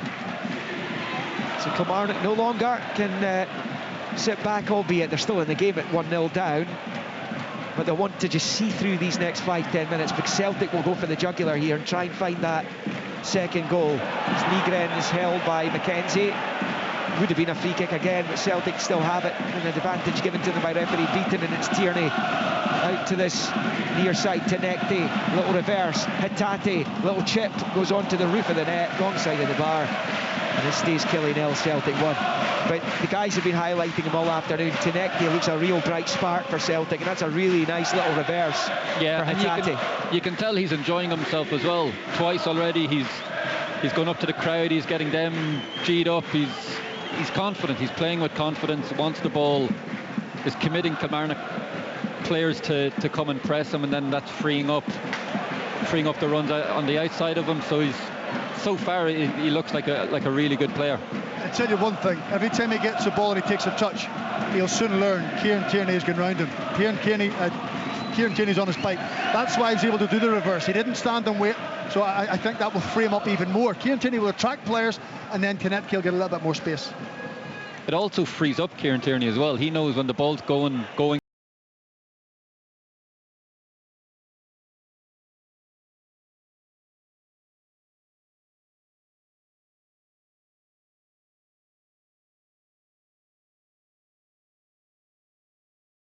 We're on the hour mark. Killie-nil, Celtic 1. Different complexion about this game all of a sudden. Celtic have come to life. Well, they have, and the tempo's gone up. Even that weighted pass from Kieran Tierney into midfield, the run from Maeda. Dynamic movements that we didn't witness in the first half. The goal has completely changed that. Attackers up the other end for Kilmarnock. And he can't do anything with it with Tierney in town. And he can only poke it behind for the goal kick for Celtic, but Schmeichel will take short to Cameron Carter-Vickers. Killie back in action on Friday when they welcome St Mirren here in the quarter-finals of the League Cup, the first of the last 8 ties. Here on Friday live on BBC Radio Scotland, the Sports Sound right here, or on Extra, on digital. And on the telly that night, the Championship, St Johnstone, Dunfermline. As Celtic come forward looking for a second, Forrest's low ball in is cut out, and behind it goes for a corner. Celtic and Partick Thistle in Maryhill next Sunday, week today. And in between that, Aberdeen, Motherwell and Rangers Hibs on Saturday. Dundee, Livy in the Premiership. A fixture that was brought forward from next month. Both teams out of the tournament. Celtic corner, Nygren in swinger with the left foot, and it comes towards Scales. He can't make direct contact with it, and it comes off his head and behind for the goal kick. From a Killie point of view now, I suppose it's just trying to stay within arm's length of Celtic. 1-0 down, they could still get something out of this game. If it goes 2-0, it's unlikely they would be getting something out of the match. Yeah, I mean, the message now from Stuart will be stay in the fight. Don't allow the game to drift away from you, because if it does go 2-0, it could go anything they want, because this Celtic team now fancy it. There's a real mindset change, tempo change, everything you want from your team. Celtic have got it since the goal, and it's been one-way traffic.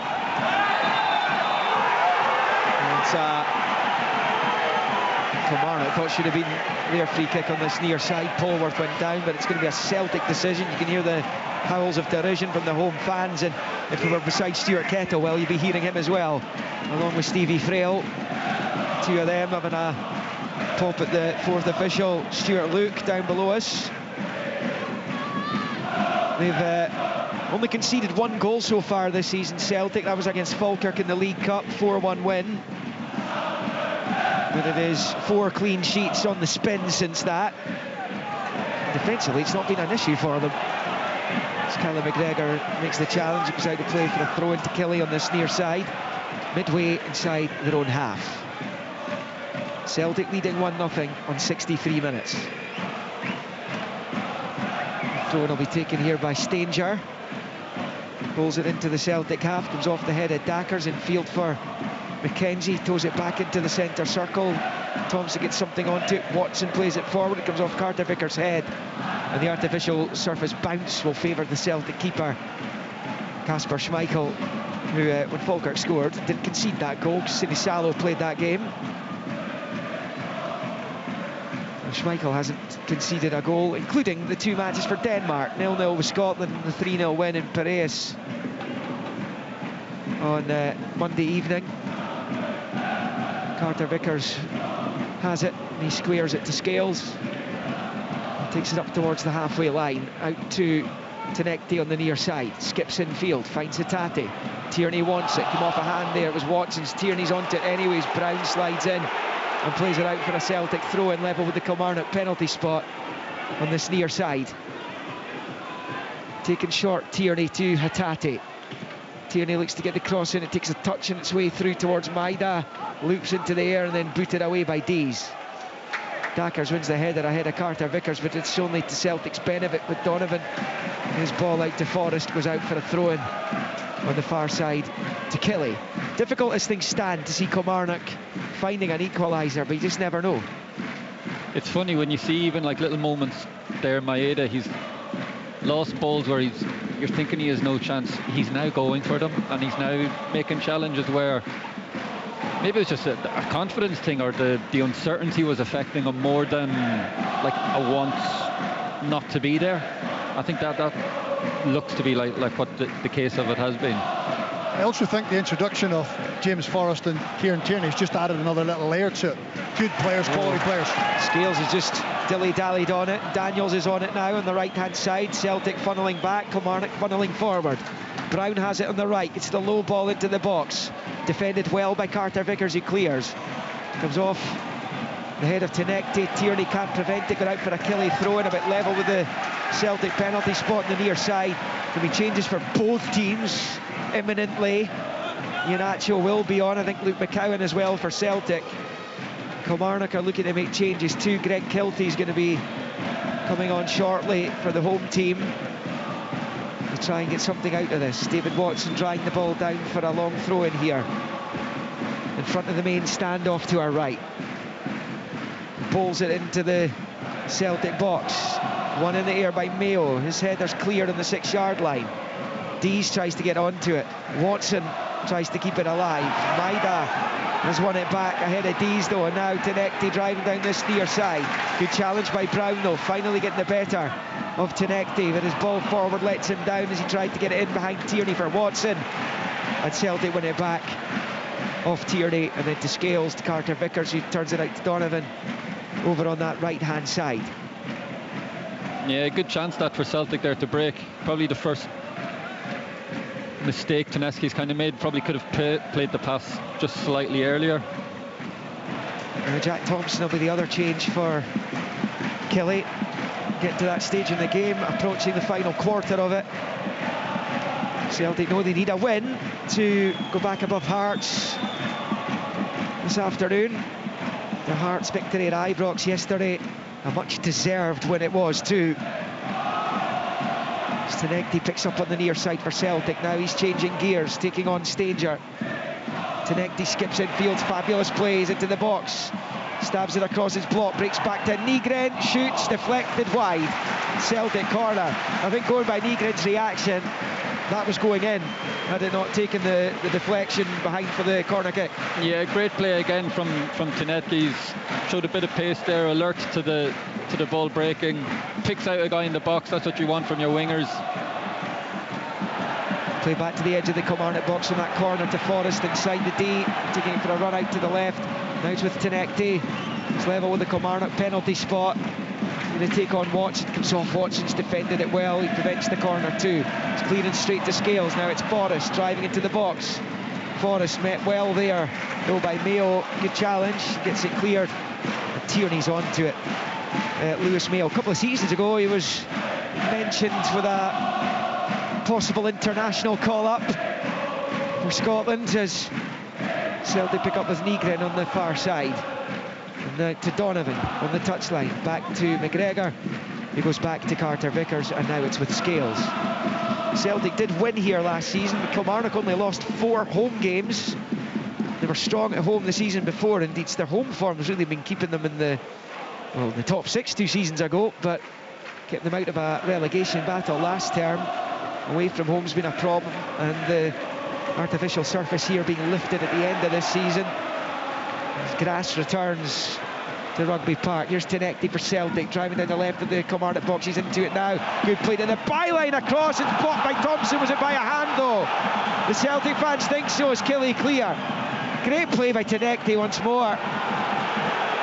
And there will be a holding play right now, or probably for the subs, but also potentially for a VAR check for a handball. Tinecti drove that across. Yeah, again twisted James Brown up there. Didn't know what way he was going, and again plays the clever ball across the box. Not sure from here. Well, they're checking it. You maybe heard that in the background. I think he's playing with a swagger. He's really enjoying himself. He knows he's got the beating of James Brown. If it is going to be a handball, I think, was it a save off Stryak's left foot, and the proximity of hitting the hand of a defender. If it's going in the net, then like yesterday at Easter Road, it has to be a penalty kick. I think he'll fancy taking it as well. Right, no penalty. So Kelly's still in the game. Here come the changes. Iheanacho for his debut on for Maida, and McCowan will replace Hatate. I think Kelly change is going to be 3 of them. Sorry, Kelly, you crack on. I'll keep an eye on the Kelly subs. Just about Kilmarnock are getting to the stage where they need to be a bit careful. Celtic have in control of the ball so much that whenever Kilmarnock are winning it back, they're just lumping it up the field and not retaining it at all. So maybe these changes give them a little bit more legs, where when they do win the ball back, they can maybe keep it for 1 or 2 passes rather than just handing the ball back to Celtic and Celtic just build an attack again. Well, there's a triple change for Kelly. Polworth, McKenzie and Daniels have come off. Anderson, Kilty have come on, and as I mentioned earlier, Jack Thompson on 2 as McCowan puts it behind for a goal kick to Kilmarnock. It's been one-way traffic since the goal, less than 20 minutes to play. Killie 0, Celtic 1 here live on Sports Sound at Rugby Park, and it's Anderson with his first touch. Finds Dakar, sweeps it with a switch left to right for Brown. Can he keep it in play? Yes, he can. Down by the byline, 3 or 4 waiting in the middle. The cross lets him down. It's cleared at the near post by Tierney. Brown has it back up the line here for Kilmarnock as they try and find a way through, try and get something, keep this unbeaten run at the start of the season going. We would take another draw, which would make it 5 on the bounce without question, given who they're up against today. Stanger's got that horribly wrong down on this near side, and Tinecti's onto it. Midway inside the Kilmarnock half, finds McGregor, who'll side foot it back onto the halfway line for Scales. Ball forward towards McGregor's cut out though by Anderson, and now it's Dakars driving forward, holding off Nygren. Here he goes, the giant Kilmarnock striker, low ball in, looking for Anderson, and Nygren slides in and puts it behind for the corner, but with Schmeichel rooted, had that been the other side of the post, they would have been 1 apiece with a Nygren own goal. It is a Kilmarnock corner only. It is Killie 0, Celtic 1. And it's just a little reminder to Celtic that you may be dominating the game, there's 20 minutes to go, but it's only 1-0, so that keeps Kilmarnock alive. I think Stuart's substitutions has brought a bit of energy into the team, but it's brought a goal threat. That's what you need at this stage of the game, players on the pitch who can sniff out a goal, and there's no one better than Bruce Anderson. Killie corner, right-footed in-swinger from the far side. And it comes into the Celtic box, headed away by Donovan. Breaks back out to that far side. Rolled back the way to Thompson. Dom Thompson gets the cross in, headed away by Carter Vickers. Killie trying desperately to keep this attack alive. It's going to stop now, though, because there's an offside flag on this near side. Kilmarnock 0, Celtic 1. How do you read these final 15-20 minutes, Killie and Sheridan? I think it's on Kilmarnock now how they can probably just, I think, keep the ball a little bit better once they're winning it back. They are getting glimpses of, it was through a bit of slackness from Negrin there, where, and then because he'd done it earlier on in the game and had to foul and he gets a yellow card, he can't then make that foul now, where you could see he was probably tempted to stop the break, but it gives Kilmarnock a little bit of hope where there is a little slight bit of slackness there that they can capitalise on. Carter Vickers for Celtic, midway inside his own half, out to Donovan, who goes all the way back to his keeper. Schmeichel then short to Scales. And then the low ball out to the left for Tinekti, down the left-hand touchline, midway inside the Kilmarnock half. He skips infield away from Watson. Plays it to the left angle of the area for Tierney. His low ball in is cut out. And now it's with Watson for Kilmarnock, who knocks it forward to Anderson, looking to get it in behind Scales. Dackers isn't getting there. And it will come back to Scales, who plays it short to McGregor. He didn't really give Dackers anything to feed off there. Yeah, I feel like it was possibly the right pass, just to the wrong player. I just think that's a consequence of the work rate he's went through. He didn't have that change of pace in him at this stage of the game to go and stretch his legs. He had a run about 2 or 3 minutes ago, but I think that's taken it out of him. Scales has it, short ball there to McGregor. And out to Tierney on this near side, up the line for Tinekti. Infield to McCowan. Midway inside Kilmarnock territory. McCowan rolls it out to the left there. Tinekti up against Brown, level the 6-yard line, into the box, away from Brown, shoots wide. Well, he's probably entitled. He's got 3 teammates in the box with him. Given his performance as he looks to the laden heavens, he's probably entitled to have a little pop himself there. Perhaps should have gone to the far post though. Possibly far post. Don't know if there was a defender blocking that, but yeah, right decision. He got himself into the right area. It opened up from why not have a shot, just slightly dragged it. I'm not too sure Ian Atcho would agree. Standing in the 6-yard box waiting for a tap in, but you're right, I think he's earned it right. He's been so positive on that left-hand side. There's an offside flag, goes up against Dackers as his flick on almost came Anderson's way. I don't think Ian Atcho's touched the ball yet. Actually scored against Celtic during his youthful years at Manchester City in a Champions League game. The Etihad. A 1-1 draw during Brendan Rodgers' first spell as Celtic manager, and of course they had a fruitful time together at Leicester City. And he's arrived at Celtic after his contract at Sevilla was ripped up.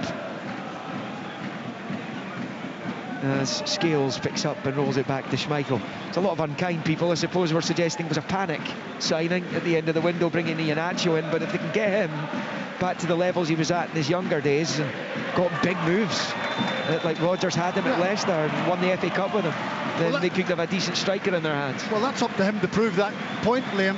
You know, we can talk about it. It did seem a little bit desperation last minute, but he's got a chance now to come and show what he can do. He's got a full season here at Celtic to go and prove any doubters wrong who thought he wasn't up to it. Marley Watkins will come on for Kilmarnock.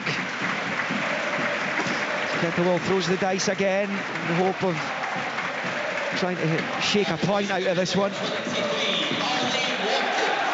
So I know he was for danger. Sorry, Liam. I know he was linked in January with Celtic and close to joining then. So I'm not sure if it's so much of a panic buy, or a panic signing. But I'd be really interested to see just what his fitness is like, match fitness. Because I think if you're getting him and he's all guns blazing. Absolutely, and he's in the middle here trying to get in the end of a low ball in from McCowan, which is defended well, goes behind for the goal kick. Ian Atcho thinks that should have been a corner. But again, you can see he's a natural striker there. He's getting in the right positions. knows when to make that run across the front post, timed it runs off the full back when they're getting ready to cross it. So again, I think it could be an exciting one for Celtic if he gets up match speed and match fitness. I think the reason why people thought it was panic is because of the timing of it and how late it was. The timing, exactly. absolutely. And everything with it. So, and also the fact that his contract wasn't ripped up until round about the deadline as well, and he's on it here, right hand side of the box, tries to bend it in with the left foot, it's cut out and cleared. Tierney flicks it out to this near side for Tenecti. Showed a little bit too much of it to Jack Thompson, and he slides it out for a Celtic throw-in, and McGregor gets onto it and finds Tenecti, finds McCowan, little ball in, and it's too high for Iheanacho, and Dominic Thompson wrestling it back for Kilmarnock, indeed winning the free kick for a foul by the Nigeria international Iheanacho. It will be a free kick to Kilmarnock, who have got 12 minutes of the 90 left to try and salvage something out of this. Killie 0, Celtic 1. If Killie were managing to get a draw out of this, it would be quite extraordinary that both they and Motherwell would have drawn their first 5 matches of the league season. Well, I'd said to you ahead of this game, there's been 27 games played and there's been 15 draws, which is remarkable, and it just tells us how close this league's going to be this season. No one, I don't think this year anyone's going to get detached. It's going to be a fight to the end. Here come Kilmarnock down the right with Brown, 3 in blue and white in the middle, 4 now as the cross comes in. It's too close to Schmeichel, who dives onto it on his 6-yard line. There's frustrated thigh slapping going on in the Kilmarnock bench there as both Kettlewell and Frail turn round in frustration that James Brown didn't have the final ball. We're talking about Motherwell. Jens Bertel Askew, their manager, was here this afternoon. Not sure if he still is, but he was here along with Stephen Robinson, the St Mirren manager, with Saints here in 5 days. Not together, clearly. I don't think they were here together, no. I didn't actually see a photograph. I've just Stephen was got here. information earlier on. They were both in the house. It is Scales for Celtic. Forward to McCowan, then back to McGregor. To Tierney, wide in the left, low ball forward, nice little flick by Tenecti, left by McGregor. Iheanacho trying to sweep it into the path of Tenecti, who's unable to get onto it, and he's having a pop at his teammate. He's quite happy to give it out. He's clearly not a shrinking violet. He's an experienced player, isn't he? Yeah. He's not coming in here just to kind of be as a centre forward and not communicate, absolutely not. But I have to say, I think that partnership on the left-hand side between Tenecti and Kieran Tierney is going to be really productive. I think they've hit it off right away. The understanding between the two of them is spot on. And they were so strong on the right with Johnston and Kuhn last season, weren't they?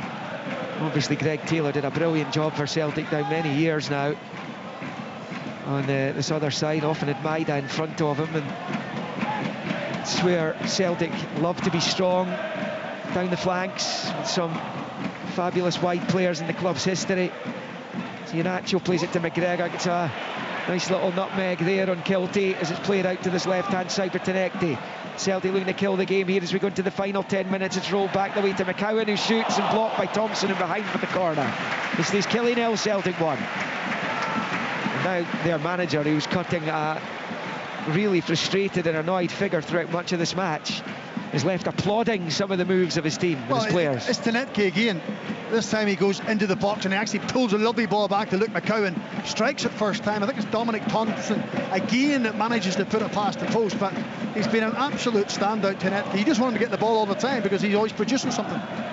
In comes the corner. It's too high for Carter Vickers and for Scales, and it comes out to the near side. McCowan trying to keep it in play, but he can only put it behind for the goal kick. It was a stellar effort by him, to be fair, in the torrential rain that has been battering East Ayrshire for much of this match. It will be a Killie goal kick. Killie just the one behind still, though. It's a long ball from Stryek, flicked on by Dackers. It comes through. Schmeichel commits himself and gets something on it. Breaks to Anderson, takes a touch, knocks it for goal, and it goes behind for the corner off a Celtic defender who might have been Callum McGregor back doing an excellent job. All it takes is one long ball. I think it's Daniels wins a flick and suddenly Dackers, yeah. Dackers wins the ball and suddenly is it Marley Watkins in behind. Bruce Anderson picks up the scraps round about. That's how easy it can be done. And look, you can tell by the home fans, it's just giving them so much encouragement.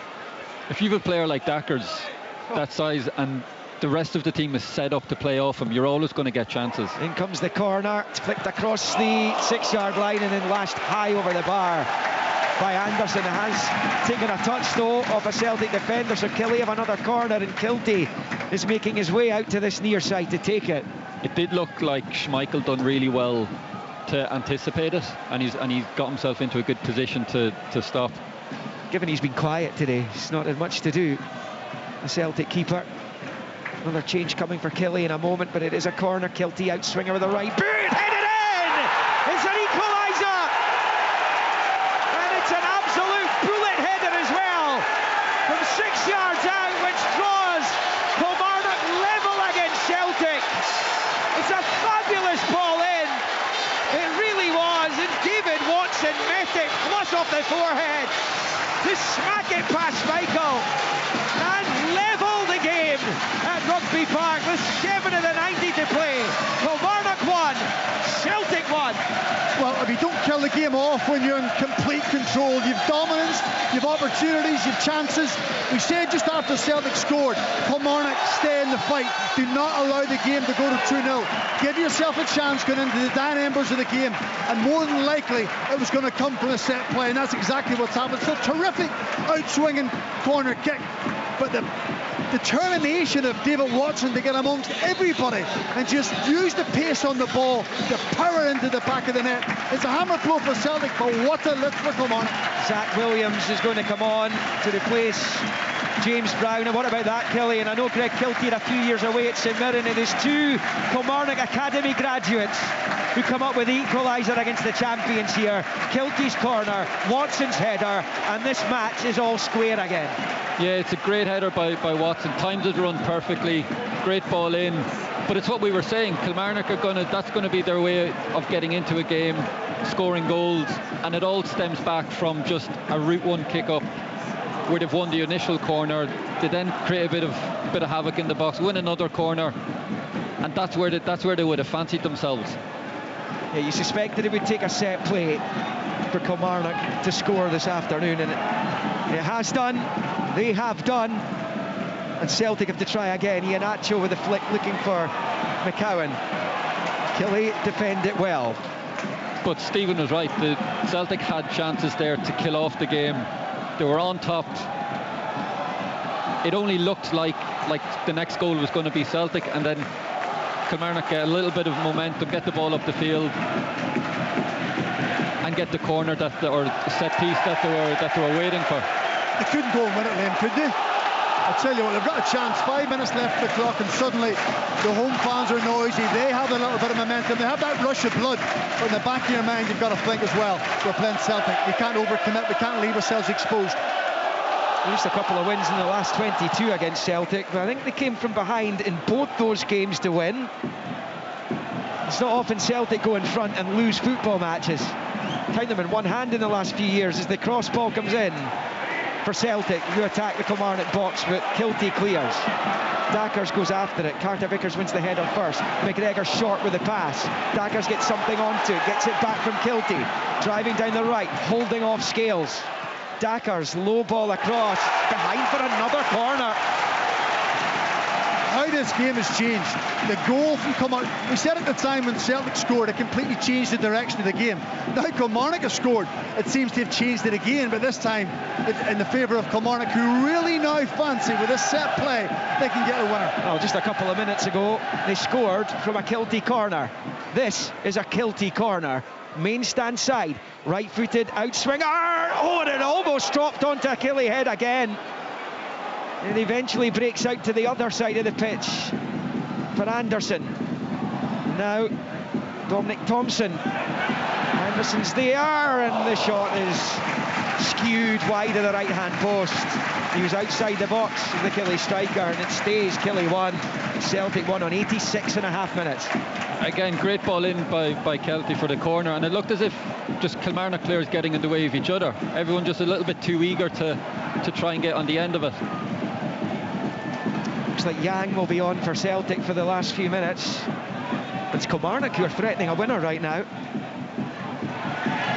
And it's Anderson picking up for them. Kilty up the line, blocked by Tierney, breaks back to Kilty, goes back the way to Mayo. And now Dackers forwards. And that will be a free kick for a foul on Watkins on this near side, and Kelly have a free kick on the near side touchline, level with the Celtic 18-yard line. And another opportunity here from a set play to try and score against the visitors. Sheep foul to give away. I don't think Watkins is not really going into a dangerous area there. Again, gives Kilmarnock a chance. This is what they're waiting for. Such an injection of energy. Credit Stuart Kettlewell and Stevie Frail, because the changes have had the desired effect. I said the 3 changes will bring a goal for it. More of a centre-forward's instinct, an attacking instinct, as opposed to protecting the game. Well, Yang's going to come on for Tenecti. And also keeping Dackers on, because he looked like he was gone about 10 or 15 minutes ago physically. It's amazing how the goal can give you a wee bit of energy, yeah, Killian, isn't it? Killy looking for a sensational winner here. Celtic have everyone back to defend this. Greg Kilty free kick. Right footed, as I said, level with the Celtic 18-yard line. Kilty with his arms in the air. Plenty in blue and white in the box. Celtic with everyone inside the box apart from Yang, and it comes. Almost came off the head of Watkins. Celtic head clear. Don Thompson picks up in the left. Long raking ball back into the box. Schmeichel gathers.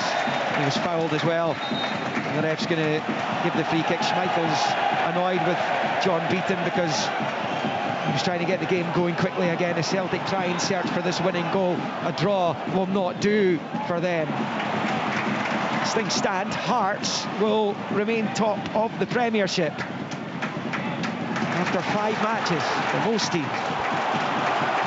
There's Anderson for Killy down the left-hand side.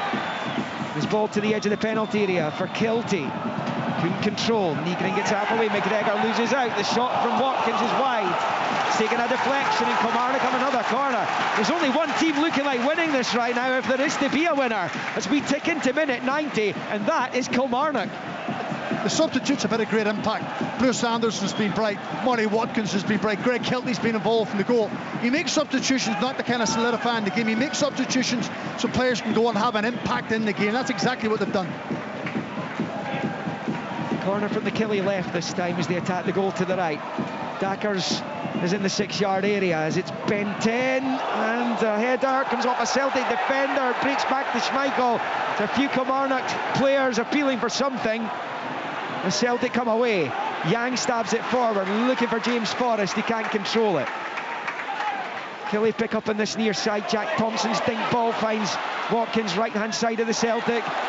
Penalty area's old Aberdeen teammate Scales clatters into him. The referee and the linesman didn't like Watkins' challenge, and that will be a free kick to Celtic right down on their own byline, deep inside their own half.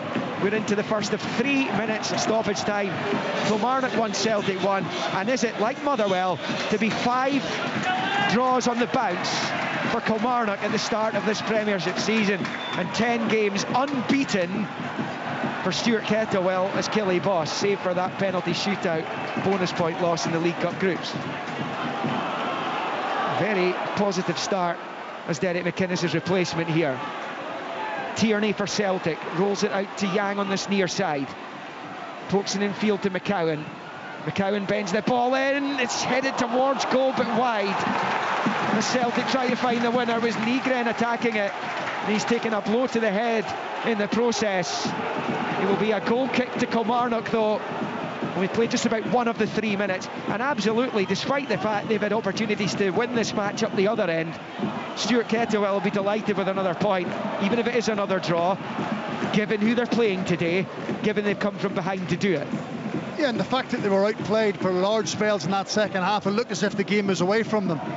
And credit to him, he made the changes, he had a more positive approach, and he's got a response from his players, which tells you he's got a little bit more depth to his squad maybe than what he thought it initially had. They've responded to it, they've carried the fight, they've stayed in the fight, they've had to defend, and now it looks as if it's Celtic hanging on just to get a point, never mind Kilmarnock. Up and under, forward towards Anderson, battling with Tierney. Anderson gets the break of the ball, rolls it out wide. Kilty on the right foot, crosses in, just a bit too high for Jack Thompson.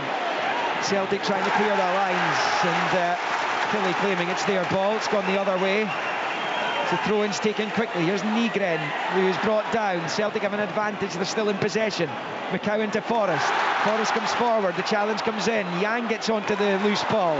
Dom Thompson slides in. Yang has it, right-hand side of the box. Celtic looking for the winning goal here. Yang dancing into the penalty areas. Ball across, cut out by Thompson until they clear their lines. We've played 2 of the 3 minutes added on now. As Carter Vickers rolls it back to Schmeichel. Short to Scales. Is it a point apiece? Or can someone win it? Final seconds of the match. Forrest driving down the right-hand side. Certainly come to life in the second half, this one. Here's Donovan taking on Dom Thompson, gets into the byline, pulls it back, the shot blocked. They're claiming for a handball again, this time Celtic. Corner's been given. Nygren goes over to take. Celtic desperate for all 3 points here. And Dominic Thompson is down, stretching out his leg. And it looks like it will be Celtic who will get the final chance to turn 1 point into 3 here, Killian. Yeah, it'd be quite ironic if Celtic were the ones to nick it from a corner. Again, James Forrest there would seem to have quite a big appeal for. I'm not sure if it was there potentially handball or something he was appealing there. It was one of the Kilmarnock players, at least one of the Kilmarnock players was on the ground, wasn't he? He was horizontal. Whether it's come off his arm or not, we can't tell. We don't have a monitor here. It sounds like it might well have bounced off another part of his body first, but anyway, it doesn't look as though there's going to be any penalty. Matthew McDermott's the VAR. John Beaton doesn't look as though he's. In fact, there's the announcement. Now they are checking it. Well, it's taking a while, and John Beaton makes the sign of the telly, and he's coming over to have a look at it. So it could be Celtic are going to get a penalty with the last kick of the ball here. You usually do judge it off the players' reactions, how much they appeal, or straight away James Forrest seemed pretty adamant that there was a hand. Well, this is a huge moment, Stephen Craigan. We weren't sure if the information we got, if it bounces off the ground and hits his hand, which is fine if his hand's by his side, but if his hand's above his head or out with his body's natural width, then that can attract the attention of VAR. Here he goes. He's had a couple of looks at the replays. John Beaton, he comes back onto the pitch. Is it a penalty? Yes, it is. He points to the spot. Celtic have a penalty. And this will be the last kick of the game, because we've played a minute and a half over the 3 that were added. There's a card coming out here as well, and a couple of yellows have been issued to Kilty and to Watson, who combined to make it 1-1. And suddenly Celtic have a chance to win the game. We've become embroiled in a battle here on the artificial surface at Rugby Park. Looked as though it was going to be a point apiece, and Celtic have been presented with a massive opportunity with a penalty kick here, and the ball's been given to Kelechi Iheanacho, I think. Celtic haven't been great from the spot, certainly in shootouts recently, the cup final last season, the play-off in the Champions League against Kairat. Fresh face here, Kelechi Iheanacho, right in front of the Celtic supporters with the last kick of the ball to win the game. Here he goes, Iheanacho scores! Stryek can't get there, and Celtic's new signing has the desired effect from the spot as the supporters end up on the pitch in front of him. Iheanacho has won the game for Celtic.